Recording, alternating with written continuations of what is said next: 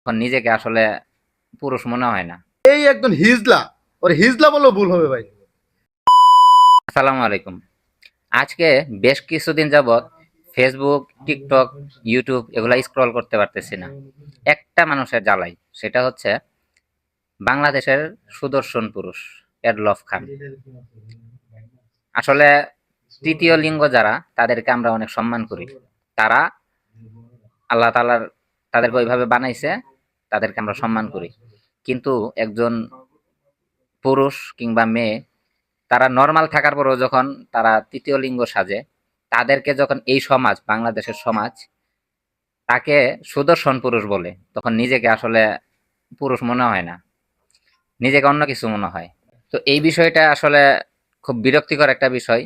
তো এই বিষয় নিয়ে আমার বড় ভাই কিছু বলতে চায়। তো বড় ভাইকে আসলে অনুরোধ করব তার বক্তব্য রাখার জন্য। আসসালামু আলাইকুম।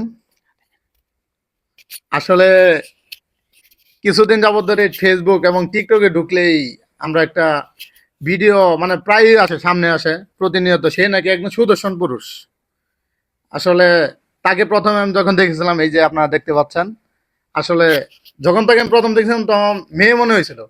পরে আমার এক পাশের ভাই তাকে দেখানোর পরে সে বলল এটা নাকি বর্তমানে ভাইরাল সুদর্শন পুরুষ।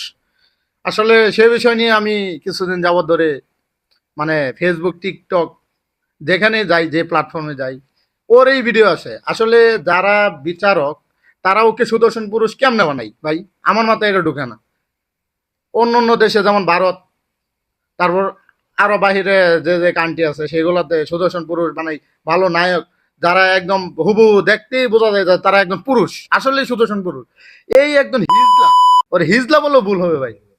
ঠিক আছে, ও সুদর্শন পুরুষ কেমনে হয়? বাংলাদেশে কি আর কোনো পুরুষ নাই? তাহলে ওরা কি?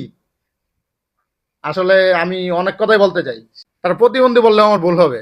তার জন্য আমার কি পরিমাণে যে মানে বিশ্রী ভাষা এবং রাগ মাথায় কাজ করতেছে তা আমি আপনাদেরকে বলে বোঝাতে পারবো না। তার দোষ যেমনই হোক, আসলে যারা বিচারক তারা কি গাঁজা খেয়ে বসেছিল ওই জায়গায়? তারা কি আহ, ওখানে কি মানে কি বলবো, এখন নেশা কি বেশি হয়ে গেছিল? তা না হলে এরকম একটা পুরুষকে, যাকে বোঝা যায় মেয়ে, তার সাথে হিজলা অনেক ভালো, সে সুদর্শন পুরুষ কেমনে হয় ভাই? এটা আমার মাথায় ঢুকে না। আপনারা অবশ্যই কমেন্টে বলে দেবেন এই যারা তাকে সুদর্শন পুরুষ হিসেবে আখ্যায়িত করছে তারা কি কেমন বিচার করছে জানি না। আপনারা কমেন্টে বলে দেবেন। আসসালামু আলাইকুম।